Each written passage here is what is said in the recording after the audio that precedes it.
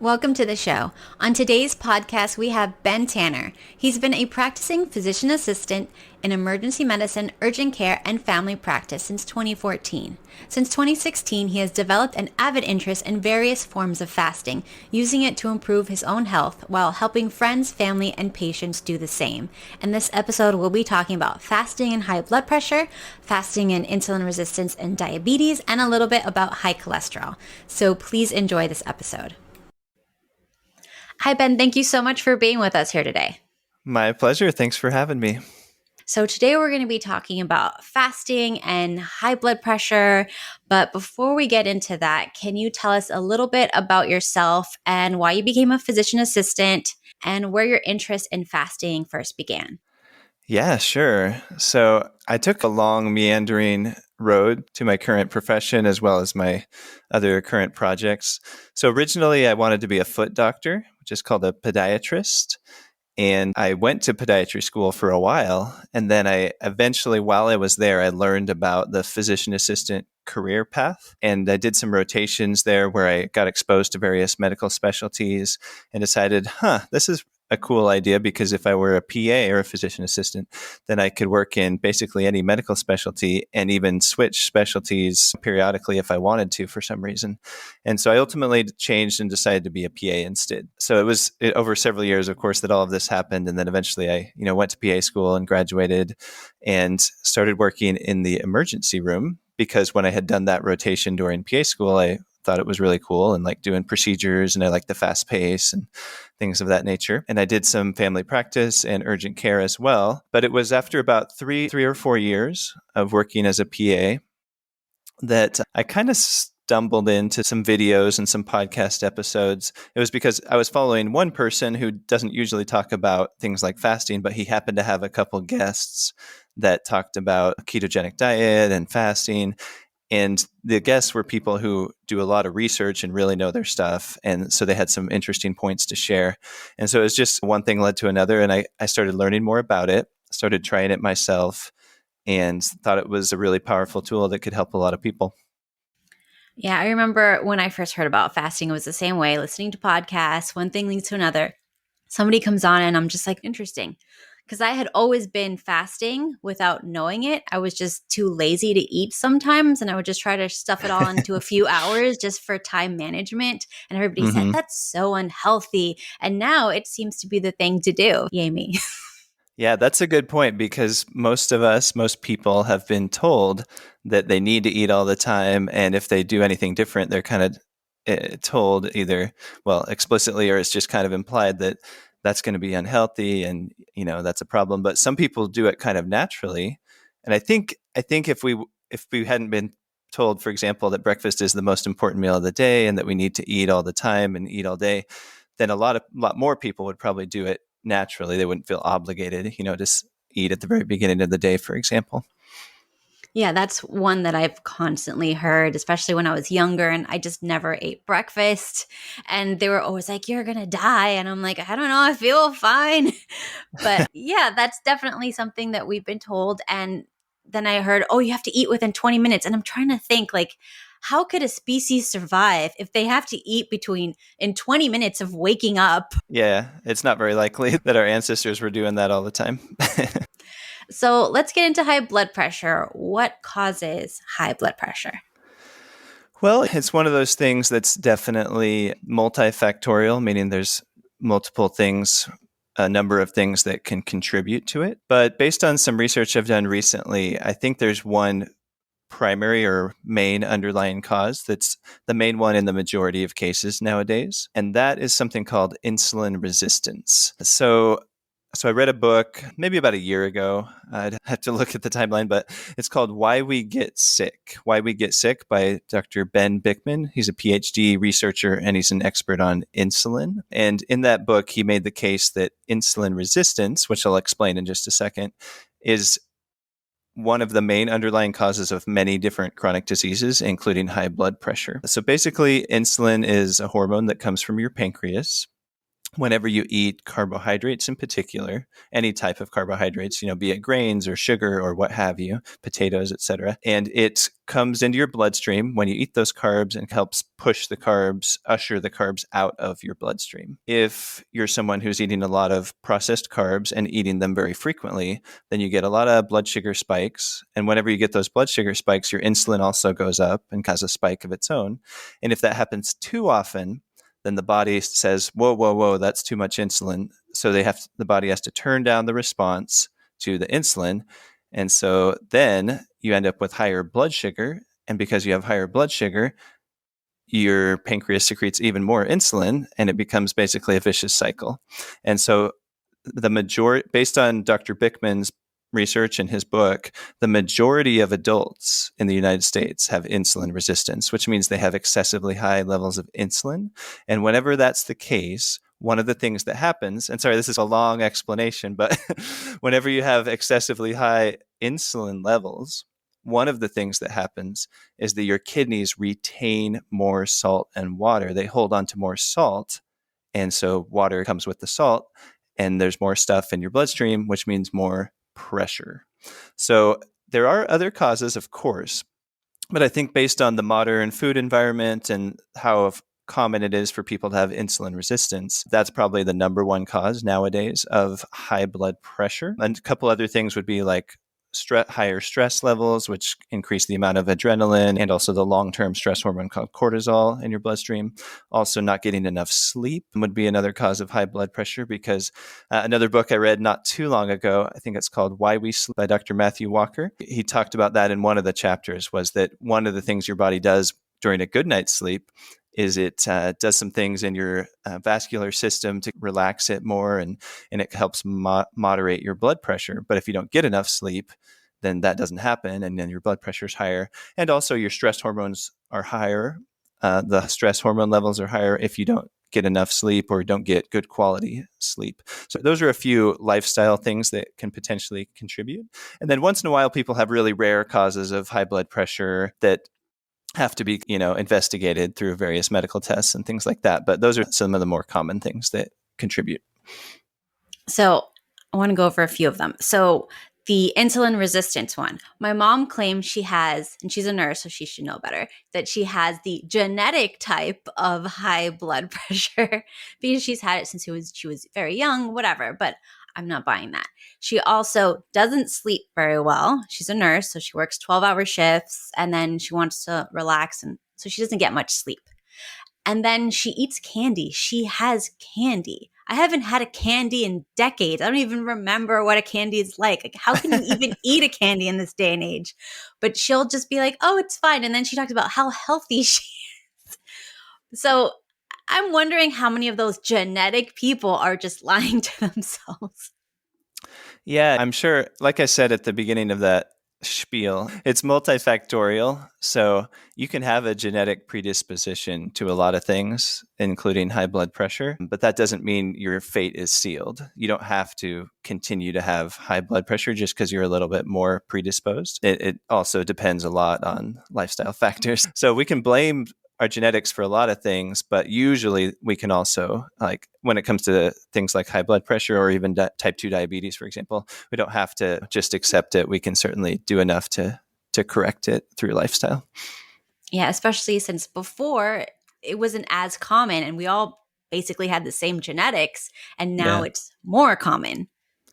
Yeah, that's a good point. So that's if we look at the timeline of like when people have been getting diabetes, for example, because type 2 diabetes, which is the more common type of diabetes, is basically a result of or comes along with having too much insulin, or in other words, insulin resistance.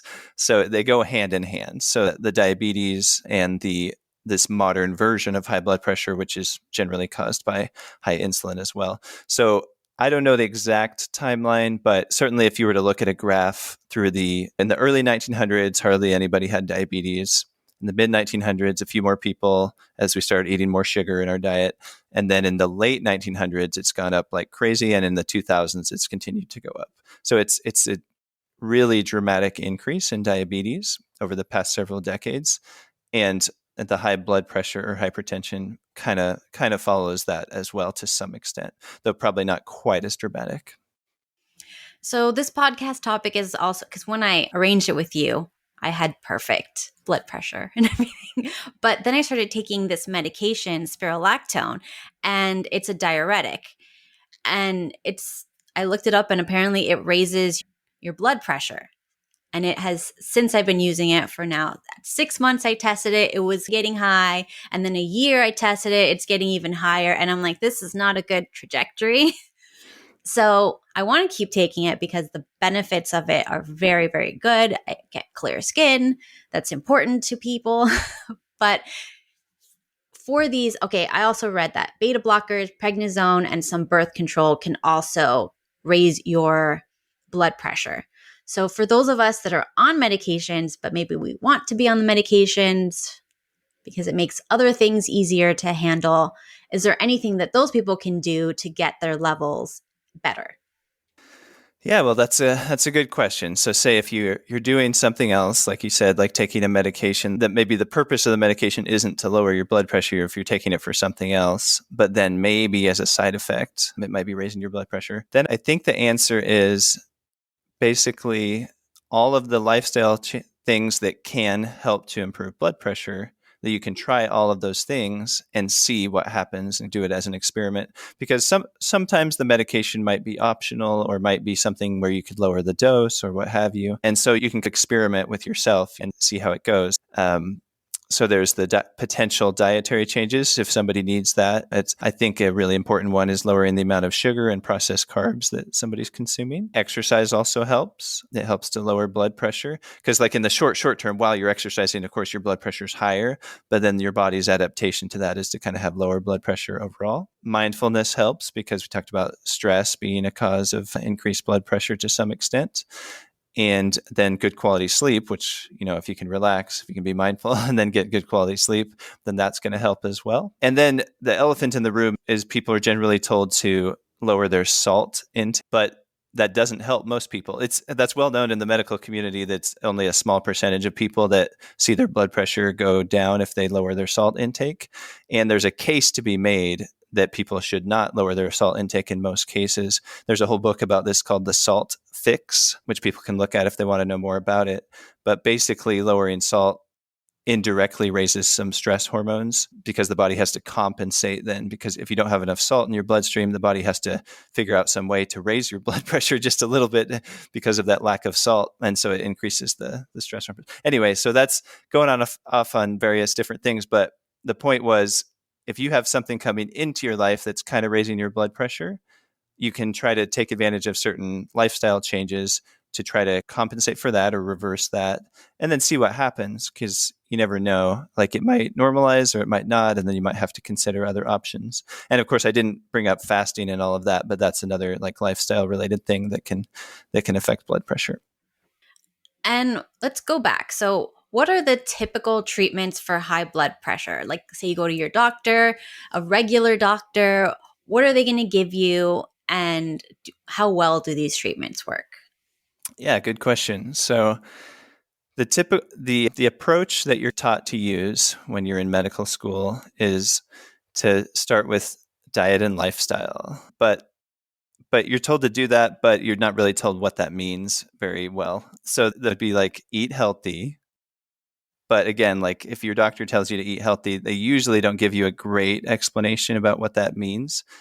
A, because they don't have enough time because they're in a big rush, and B, because maybe they don't have a really good grasp of what would be the healthiest way to eat. So eat healthy in general, exercise. They would tell you to exercise probably. And then if that doesn't work, or if you just want to skip some steps, then they would start you on a medication. And there's a few common categories of medications. And of course, anyone who has high blood pressure is familiar with some of them probably. But usually what the medications are doing are either trying to lower your stress response a little bit. So that's like beta blockers, for example, or open up your blood vessels a little bit, like calcium channel blockers, for example, or try to get you to basically urinate out more salt, and water so that you won't have as much stuff in your bloodstream. And so ACE inhibitors are an example, and other diuretics as well. So that's the typical treatment. If you put somebody on enough medications, you can usually get their blood pressure down. But the medications do have potential side effects, and so it's not always the best thing to have to be on them, basically. So what are some other complications for having high blood pressure? What types of problems do we see in the emergency room related to this? Yeah, a lot of things. So one of the most common things people think about, well, I don't know if people think about this, but as an ER provider, one of the most common things we see and the common things we think about is somebody with chest pain who might be having a heart attack, right? So when you talk to somebody who has chest pain and you're trying to decide, well, how likely is it that they're having a heart attack right now? One of the questions you ask is, well, do you have other medical problems like diabetes or high blood pressure? And if they do, then you know they're at a higher risk of having a heart attack or similar problems. So heart disease is a major one where blood pressure contributes to it. Like you can't say, oh, that's the reason they had a heart attack, but there's a strong correlation. And then another one, which is kind of a more direct connection, would be people that have the type of stroke where they bleed in their brain or where they have like spontaneous bleeding somewhere else in their body sometimes. Sometimes they have out of control high blood pressure when that happens, which makes sense, just intuitively, that if you have this really high blood pressure, it's like pushing on the walls of your arteries. And then if they already have what's called an aneurysm, where the walls of the arteries are kind of expanded in an unnatural way, then that makes them more likely to have that sudden bleeding, but also the high blood pressure makes them more likely to have it. So if you have both, then that's a bad combination. And then another one is, and this is one most people don't think much about at all, which is kidney failure. So a lot of people have kidney failure, and those people end up in the emergency room more often than people without kidney failure. And sometimes we see young people whose kidneys don't work anymore, and they're on dialysis. So they have to go usually 3 times a week for about 4 hours each time to get this dialysis treatment. And so sometimes I'll look at their medical chart or ask them like, well, do you know what caused your kidneys to stop working? And it's usually one of two things. It's usually either diabetes or high blood pressure, or both. When they have this, sometimes they're immigrants who haven't had, adequate kind of medical supervision, medical care over the years. So that's common where we see those people. At my first ER job, every day we had about 10 undocumented immigrants that would come into the ER to get their dialysis because they had nowhere else to go. So they couldn't really get like medical insurance or whatever, and they couldn't afford medical care because they were pretty poor, but they would just come into the ER and get it. And we knew they were never going to pay for it, basically. But we did it. We just arranged it for them. And in almost every case, it was because of either diabetes or high blood pressure that had kind of contributed to their kidneys not working anymore. So those are some really common things. And there are a bunch of other things that blood pressure can contribute to, other health problems that high blood pressure can contribute to. But those are just like really common things that can be really devastating as well. So I just realized that I misspoke earlier. The medication that I was on does not increase my blood pressure. It increased my cholesterol. Okay. Oops. So yeah, you said, did you say spironolactone? Yeah. Yeah, I was like thinking in the back of my brain, like, I think it might be the opposite of what you're saying, but I didn't want to like interrupt you. No, you can call me out. Sometimes I mess up. Yeah. No, fair enough. But yes, me too. So I didn't want to like make a scene about that, but fair enough. Yeah. What is the correlation between the blood pressure and cholesterol? What is the mechanism? How does that work on each other?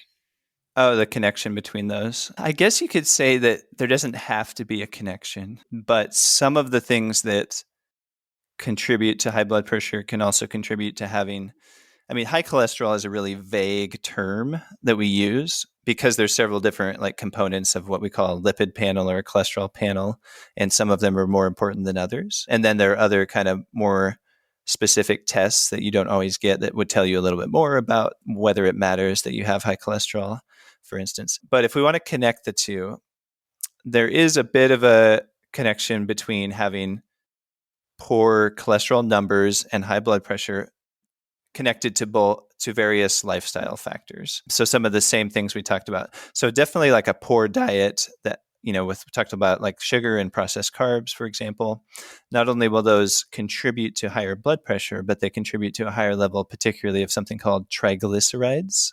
And triglycerides are one of the things that's measured on your cholesterol panel. And if you have high triglycerides, that's definitely a risk factor for heart disease and similar problems. So diet can affect both. And to some extent, things like poor sleep and stress and lack of exercise can have a negative impact on both to some extent, though it's not as obvious or direct of a connection in some cases with the cholesterol as it is with the blood pressure. Yeah, I remember when I tried keto once. My levels were always fine for everything. And then my triglycerides spike like crazy. And then I'm like, no keto, no more. I don't know why some people are like, you have to push through that and then it'll get back down. But I didn't want to risk that. Yeah. Was it if you remember, was it definitely your triglycerides, or could it have been? Okay. Because it's common on keto to have high total cholesterol levels and high levels of what's called LDL, the so-called bad cholesterol. But the triglycerides, it's a little bit more common for that to go down. So maybe you were just not typical in that regard. Congrats. Just kidding. We hear a lot about how losing weight can help with lowering cholesterol and diabetes, but I have friends that are very thin with super high cholesterol and blood pressure. And maybe not diabetes, but definitely insulin resistance because they get super hangry and cranky all the time. So does it really have to correlate with weight? And what about those thin people? Yeah, so that's a good question as well, for sure. So basically, at the beginning when I explained about insulin resistance and mentioned that the majority of adults have insulin resistance nowadays, most of those people that have insulin resistance are overweight, but not all of them. So you can certainly have excessively high insulin levels without being really noticeably overweight. Sometimes there's this kind of joking phrase that people use, which is skinny fat, right? But there's actually I forget what the more technical medical term for that is. There's some acronym for it where it's like thin on the outside, fat on the inside or something. So there are those people that kind of fall into that category. And so they have some fat deposits around some of their internal organs, but it doesn't really come out as a big belly or just being really thick overall. But those people may have a metabolic underlying reason for their higher blood pressure, as well as the higher or more dysregulated cholesterol levels as well. So yeah, you definitely don't have to be significantly overweight to have a metabolic cause or metabolic contributing factor to chronic illnesses like high blood pressure. And I do remember when I was very young, I was incredibly thin. I would even say maybe underweight almost. I mean, I'm short, so it kind of was okay. But I was eating terrible and I was crashing all the time. And I was a cranky little person. And I would eat a big loaf of bread, lots of pasta. I mean, that was my diet: bread, pasta. I was also running, but still, I wasn't healthy. I see it now more because I can recognize it in other people where they just get cranky and they're like, I have to eat right now. And I'm just like, you never have to eat right now. You're not starving. You're fine. You can go for a couple hours. There has to be something wrong with those people. Something wrong with the people wait, the people that eat all the time or the people that don't want to eat? Well, the people that they get really cranky if they haven't eaten in Oh, a gotcha, couple gotcha. hours. The hangry thing. Yeah, Okay. hangry. Um, well, I think that is common, right? Because if you go around and you tell people hey, it might be good for your health if you don't eat as often, or if you try some kind of fasting, then that's a really common response actually is, no, I couldn't do that. I'm going to get hangry, because they're used to eating. And then if they go more than just a few hours after the meal without eating again, that then they start to feel a little off, like something's wrong. And I think the most common reason for that is, and there's actually read a book about this as well. It's called Always Hungry by Dr. I think David Ludwig. There's a researcher at Harvard. So he wrote this whole book about how people, when they eat, you mentioned bread and pasta, when they eat refined carbs, so it could be crackers, could be chips, all these snacks that are sugary or have processed flour, or they're like potato products. When you eat that kind of stuff, you get the blood sugar spike. And because your blood sugar kind of skyrockets in the short term, it also comes crashing down when your insulin is released. So the insulin, like I said at the beginning, it pushes your blood sugar out of your bloodstream or ushers it out. So you get the blood sugar spike, then the insulin spike, and then the insulin spike causes the blood sugar to come crashing down. And then when it comes crashing down, it goes down to normal and then a little lower, as in, because it came down too fast, it goes slightly below normal. Not dangerously low blood sugar or anything like that. It's pretty rare for a lot of people are like, oh, I'm hypoglycemic. And I usually am thinking like, well, research has shown that's not really a thing. but so in other words, you can have uncomfortably low blood sugar, but you almost never get dangerously low blood sugar unless you're on a medication that causes it. But anyway, blood sugar spikes, crashing down, and then feeling, oh, wait, my blood sugar is a little lower than it should be. And then that's when you're like, okay, I got to eat something to fix that. And that's also kind of that hangry moment where you're like, ooh, I just feel a little off, something's not quite right. That's where that blood sugar is, here's normal, and it's just a little bit below normal kind of thing. Yeah.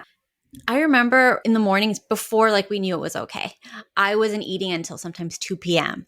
So I felt fine. I had tons of energy. In fact, I didn't even want to eat because I wanted to get all my work done because I had all that energy.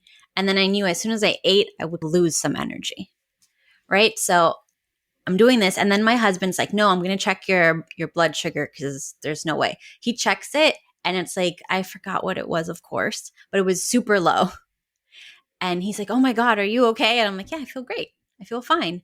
So when you're fasting or intermittent fasting, let's say, for a long time, can you have a low blood sugar reading and be totally fine if you feel fine?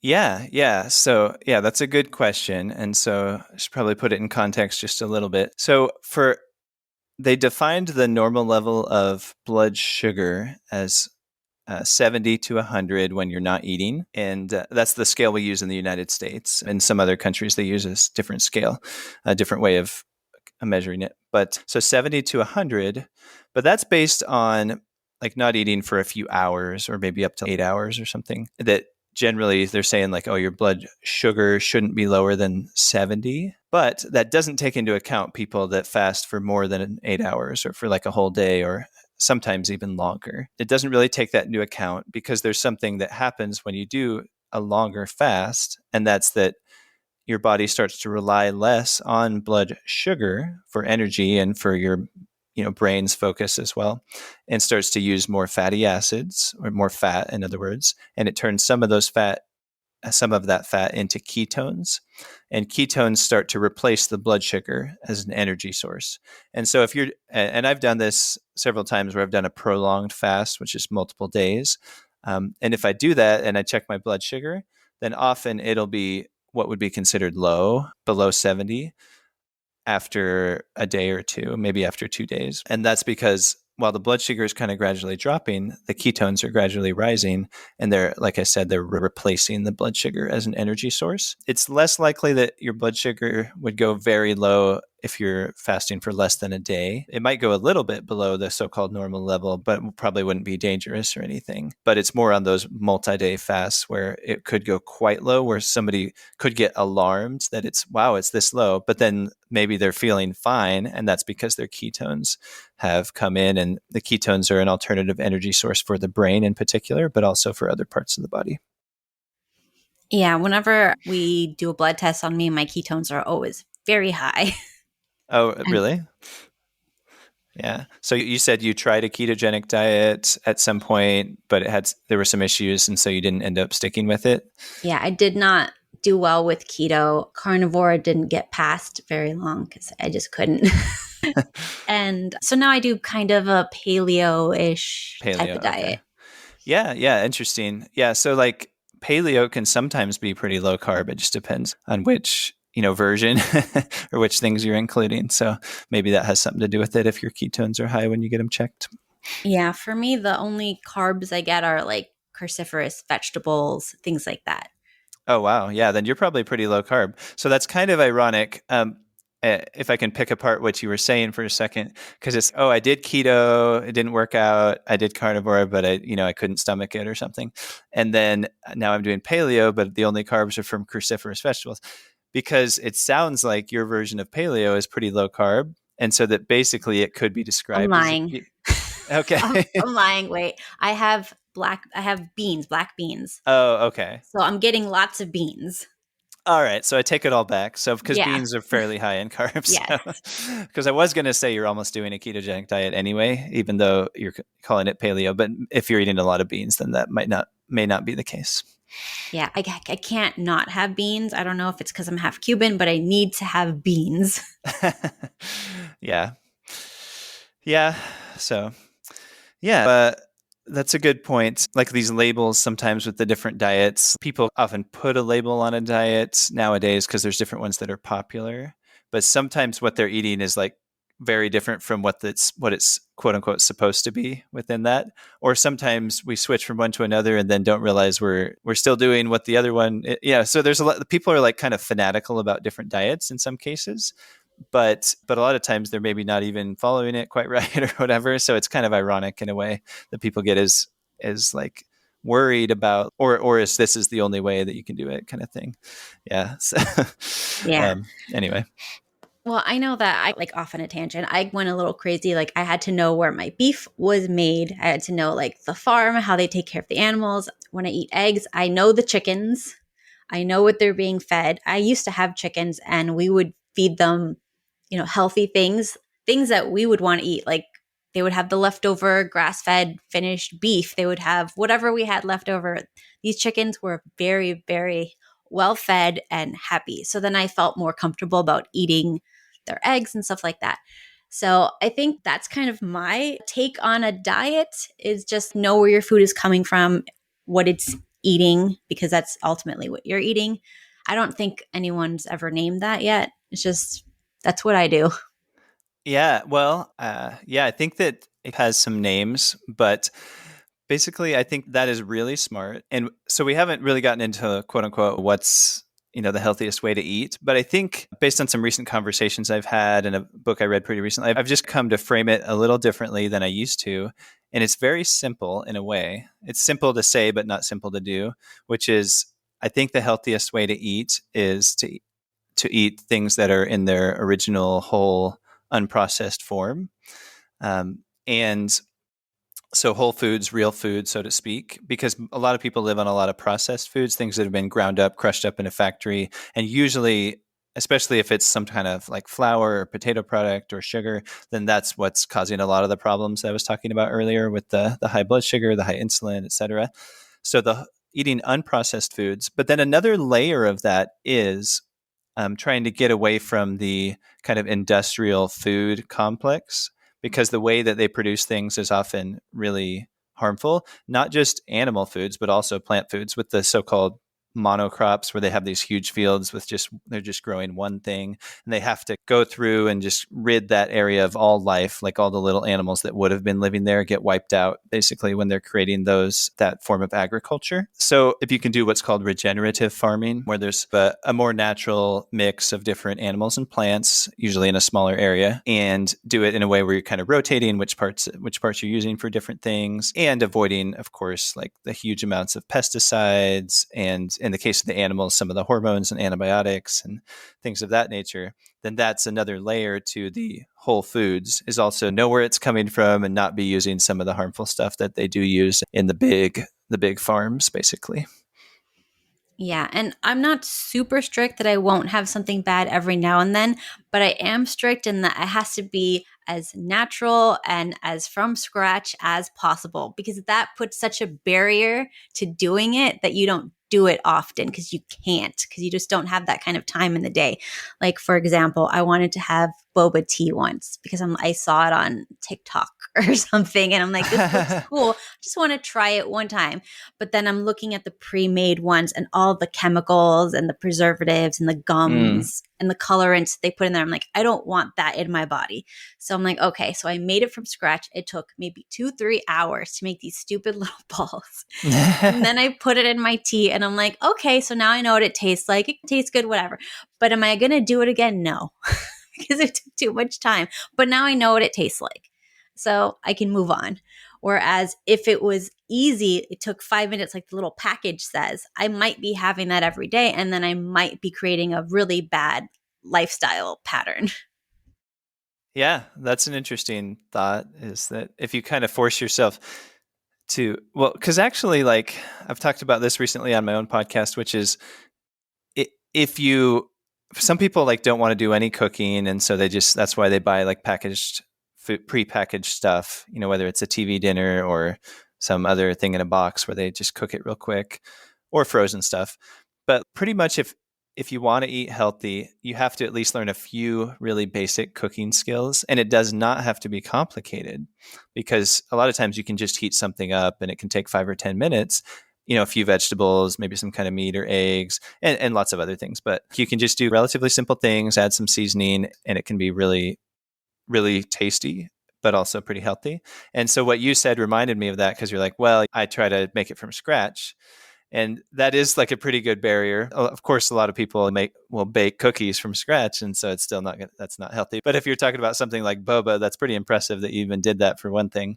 But it certainly would prevent you from over consuming it, probably, if you're making it from scratch. Yeah, thankfully I don't like cookies, so that's good. But yeah, and I also remember when I was very young, even though I was very unhealthy, I wanted to have, what was that called? Chocolate mousse, right? So I had to get the cream from the Amish, the chocolate, like those very healthy dark chocolate, but I would also mix it by hand for like an hour so that I would feel like I'm doing some work, so that I Uh-huh. wouldn't want to do it so much, because I do little tricks like that so I don't get into like some sort of mindless consumption habit for junk food. Yeah, well, that's smart of you, and that's good you've been able to do that. I think that's hard for most people, because the convenience stores and the fast food restaurants, at least where I live, it feels like they're on every corner, every single corner, or like almost literally every corner.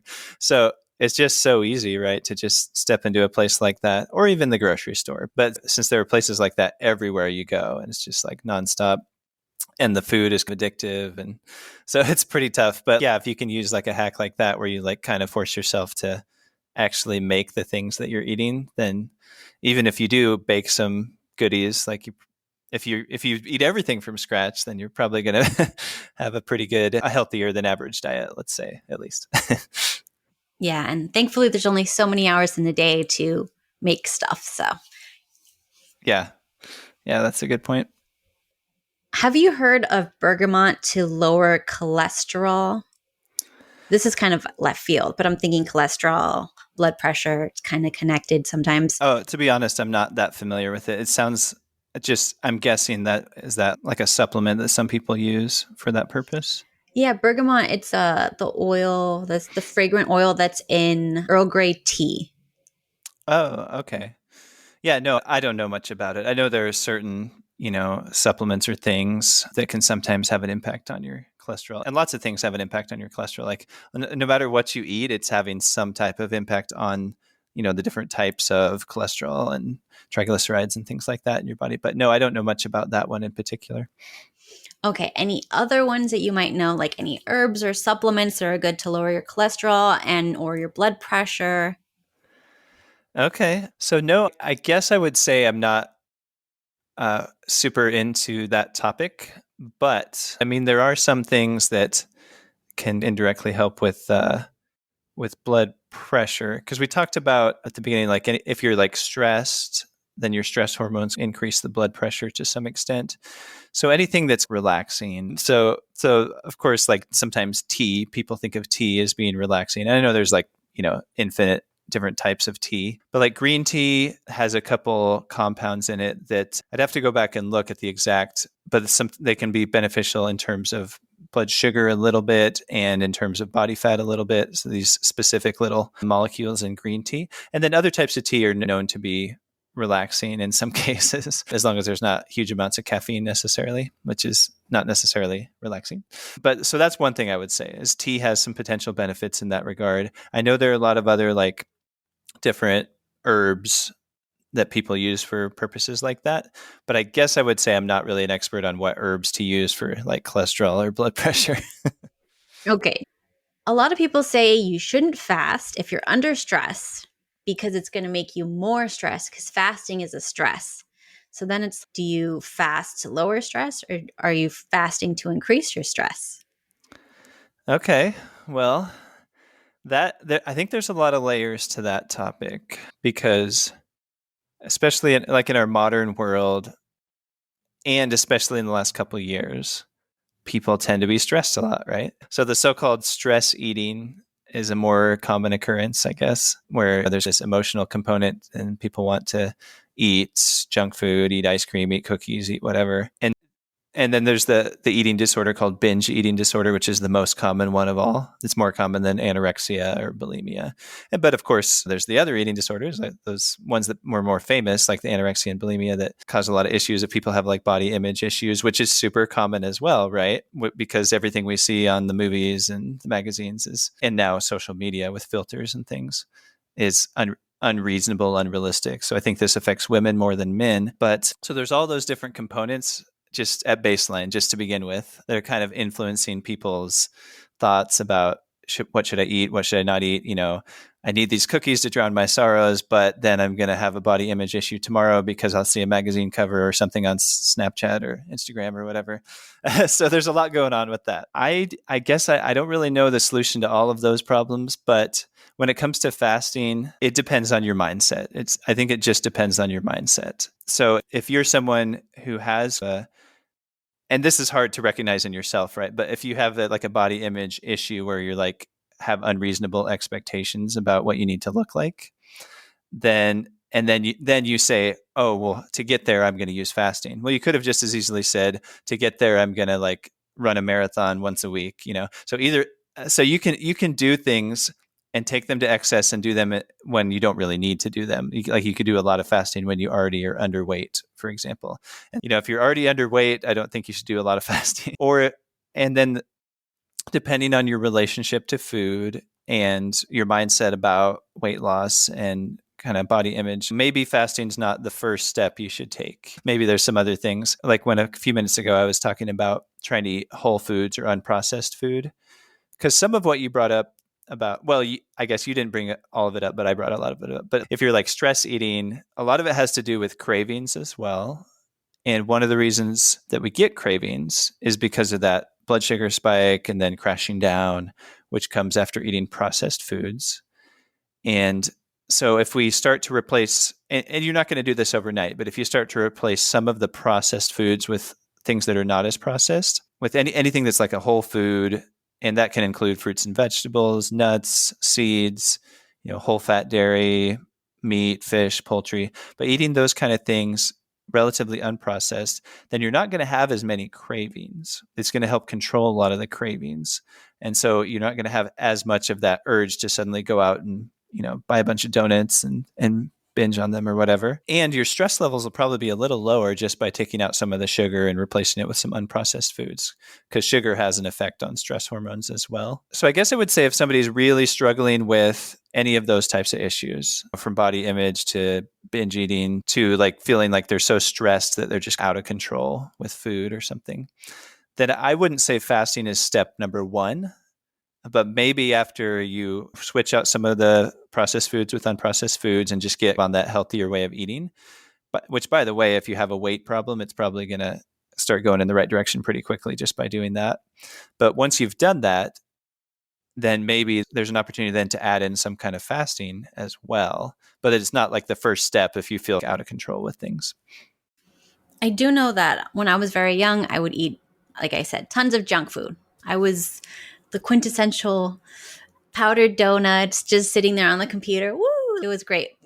But I had to break that when I met my husband, because he was doing functional medicine. He's, can't eat this. You're going to die. And I'm like, I don't know. I look good. But of course, it was going to catch up to me at some point. Mm-hmm. So I switched it.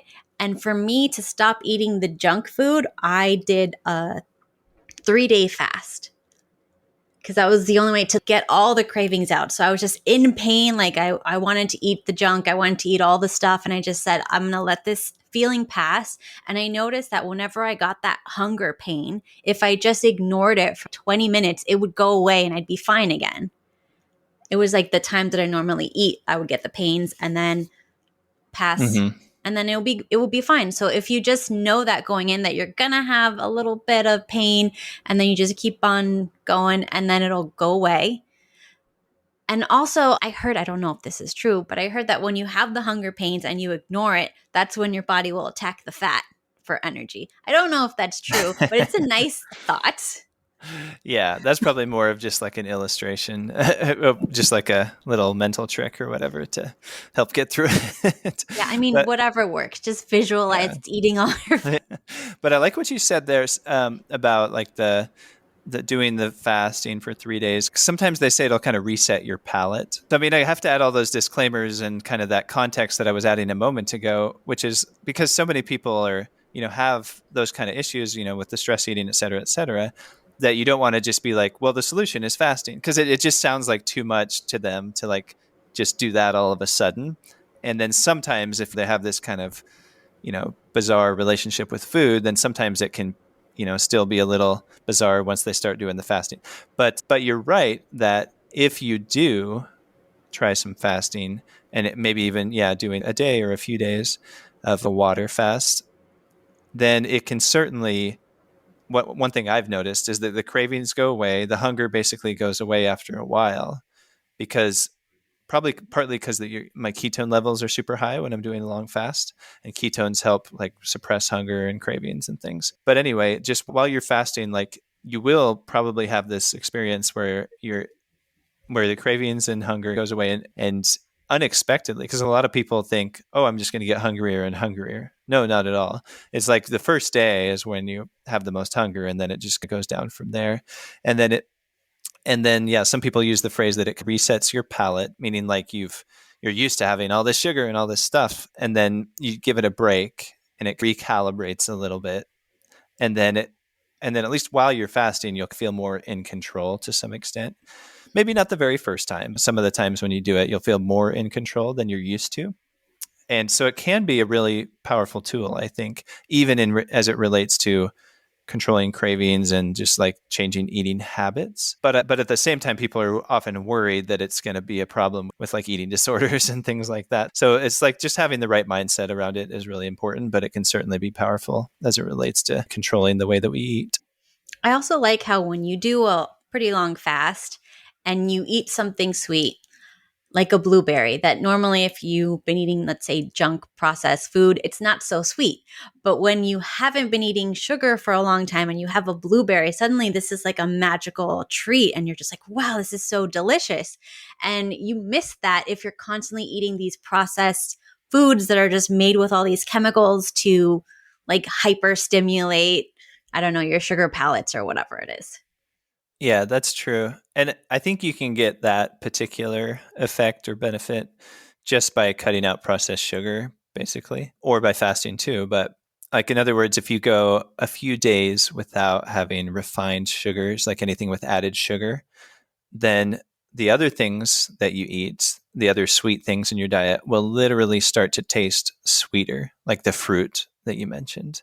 So they've shown that through research, I believe. And I've experienced that too. When I go off sugar for a while, then anything that like wouldn't be that exciting. If you give a kid like a candy bar and then you offer them an apple, they're not that excited about the apple. If you haven't eaten any sugar in a week and then you have an apple, then that apple can be really delicious, like more than it would have been if you had just been eating candy. Yeah, and I noticed that. And once you have that, you don't want to go back to eating the processed food. At least I didn't, because I'm just like, why would I want to give up this feeling for something that's healthy just to eat something that's bad for like, that's going to ruin everything all over again and set me back? Yeah. Yeah. I think that's the right mindset. And I think if people can kind of follow your lead in that regard, because anything you can do to get to more of the whole foods and fewer of the processed foods is usually the best thing you can do to improve your diet, basically. So let's talk a little bit about what happens when you're fasting for your blood pressure, and how much fasting do you need? What types of fasting you need that can help with blood pressure, things like that. Yeah, I'm glad you brought that up because, of course, that's, our main topic, so to speak. But so what about fasting for blood pressure? So at the beginning, I explained a little bit about how having excessively high insulin levels, which go along with high blood sugar and diabetes, or pre-diabetes or what have you, anything that's kind of going in that direction, tend to cause high blood pressure, and that's probably the most common cause. So anything you can do to lower your insulin levels and lower your blood sugar levels will tend to help lower blood pressure. So how much fasting does it take, or what kind of fasting should you do? Well, that's really kind of a dealer's choice, because in some ways it doesn't really matter how you start as long as you do start. So if you're overweight and you have high blood pressure, fasting is probably a really valuable tool to you to be able to lower your blood pressure and potentially get off medications. Every case is different, but I tend to recommend to people that they start slowly just so it's more sustainable. Start with something relatively simple and relatively easy. Because if we're like, oh, you got to fast for 3 days, twice a month, then yeah, that would probably help a lot, but that for most people that sounds too intimidating to do these multi-day fasts. I mean, you can work your way up to it and it's not as intimidating as it sounds, but for most people it just seems like too much to bite off at the beginning. So I think probably a good first step, and I don't know if you've heard of Megan Ramos. She's like a coach kind of that. She works with Dr. Jason Fung, who's a little more famous. But he and Megan Ramos have been working together for many years in their clinics where they've helped people use fasting to kind of reverse diabetes and lose weight and all these different things. So she talks about the first step of fasting. If you want to start and you've never done it before, the first step is to stop snacking. So just cut out the snacks and to focus on having good, high quality meals with, plenty of protein and some healthy fats, things that are going to keep you satisfied for a long time. Don't try, to just eat these tiny little meals. Have a proper meal, but then cut out the snacks in between. And then you're doing mini fasts in between. A mini fast in between breakfast and lunch, a mini fast in between lunch and dinner. And then, which might be like 5 hours, in between those meals. But then if you were to not have any snacks after dinner, then that would take you all the way to the next day and might be about 12 hours. So you're already doing a 12-hour overnight fast, and which at that point you could call it intermittent fasting, because if once you get to 12 hours, that kind of fits the definition that people have. So I think that's a good first step. That you don't have to do it that way. Another option would be to skip breakfast once a week. But you could start by just delaying breakfast by an hour or two and then later try skipping it. But if you did that just once a week, then you're doing something to just kind of get used to it a little bit and just kind of, dip your toe in the water and see what it's like. But and how much fasting will it take to improve your blood pressure? Well, no one knows until you do it. But it makes a lot of sense that it will help, because when you do some fasting, it helps to normalize your blood sugar levels and your insulin levels. And once that starts happening, then your kidneys aren't going to hold on to as much salt and water like they have been. And then once that changes, then your blood pressure's generally naturally going to go in the right direction. And if you want to have even more chance of your blood pressure improving, then you can certainly focus on some of those other lifestyle changes, like doing some exercise on a kind of consistent basis. Anything helps, any type of physical movement. And also working on really relaxing in the evening before you go to bed so you can get high quality sleep, and just making sure you try to have enough time available to sleep, because sleep is super important for blood pressure. But even if you don't do any of those other things, if all you do is add in some fasting, you're probably going to see some improvement in your blood pressure. And it's something you'll just have to monitor as time goes on, because even in the same day, like when we have patients come in and their blood pressure is high right at that moment, we're often like, well, it fluctuates all day long. So if you measure it again in 10 minutes, it could be different. So it's certainly not something where you can just say, oh, it was normal this time, so I guess, we're good for the rest of my life. It's something you'll have to just kind of keep an eye on. It'll go up, it'll go down. But the general trend will probably be more in the right direction if you start doing some fasting. Maybe before that, start, eating fewer processed foods, but then start doing some fasting, and then start making some of those other lifestyle improvements as well. One thing I wanted to ask you before we go is I noticed that when I fasted in the morning, I didn't lose any weight. But if I fasted at night, I lose lots of weight. So is there a difference between when you eat and the benefits health-wise? Yeah, I think sometimes this is kind of personal. It might depend on the person, but there is some research about the difference between eating in the morning and eating at night. And the general rule of thumb, it's more common to be the case that if you eat at night, and particularly like carbs and things that raise your blood sugar, when you eat at night, it tends to have a stronger effect on promoting fat storage versus eating in the morning. So there is that component, at least for the average person. So it's probably better not to eat close to bedtime. And so if you're thinking about doing some like time restricted eating, or which is just another way of saying intermittent fasting, like shortening your eating window, then it's probably good not to eat after dinner, in other words, and to have at least a few hours after dinner, before bedtime, because there for some reason, eating at night tends to raise your blood sugar a little bit more and tends to promote fat storage a little bit more. I also remember when I was under high stress in my old job, I got reflux. It was a terrible job, and the stress was awful. And I noticed that if I stopped eating 6 hours before bed, I didn't get reflux. So I find a lot of my friends, their throat's always scratchy and they have stressful jobs. And I'm like, you could have silent reflux and that could also be affecting. What do you think about that? Yeah, I think, well, reflux is pretty common, certainly. I think that, well, I do think stress can like make things like that worse, but when it comes to having a crappy job and stuff. But one thing that I think is useful to consider is, if most people kind of eat all day long and that's like a 16-hour eating window, then once you start shortening that, you do give your stomach and the rest of your digestive tract a break. You give it more time to kind of relax and potentially heal.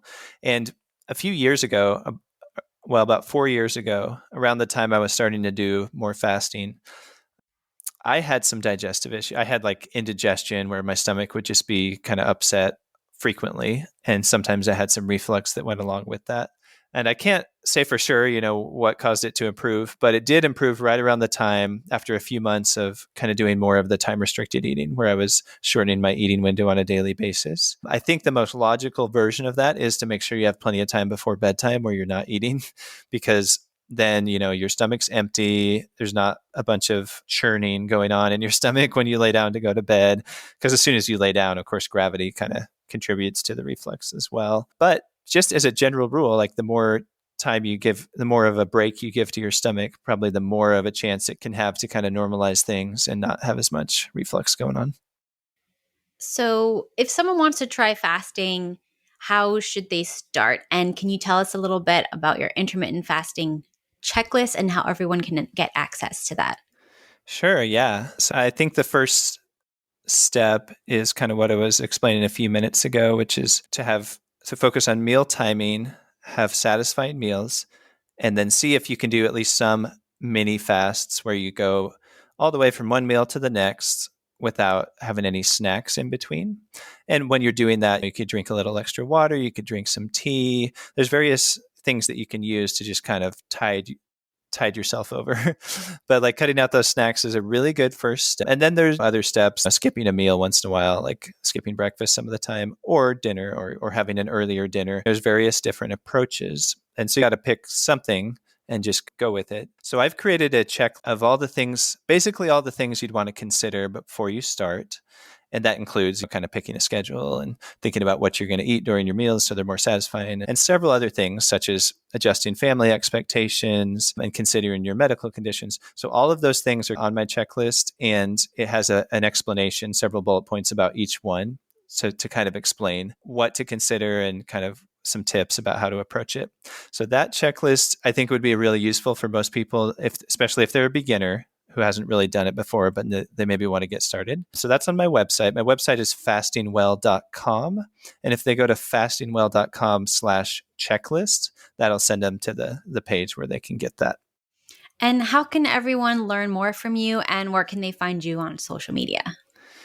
Sure, yeah. So certainly my website, fastingwell.com. And then I have a podcast that I started just maybe a month and a half ago. So haven't been doing it as long as you, but there's maybe 12 episodes out so far. So one of my goals with the podcast was to walk people through things step by step from the beginning. So I think it's very beginner friendly, and some of the episodes are pretty short, just explaining these early steps that you'd want to take with fasting. So that's something I'd recommend people check out. It's the Fasting Podcast. That's what it's called. And there's a link to that on my website as well. And then on social, to be honest, I'm not super active on social because I have some, mixed feelings about social media, but I have an Instagram account that people could check out. That'd probably be the main one. I technically also have Facebook and Twitter, but I don't use those quite as much. Fasting Well, it's something like Fasting Well. It might be fasting_well, but I'll send you the specific info as well.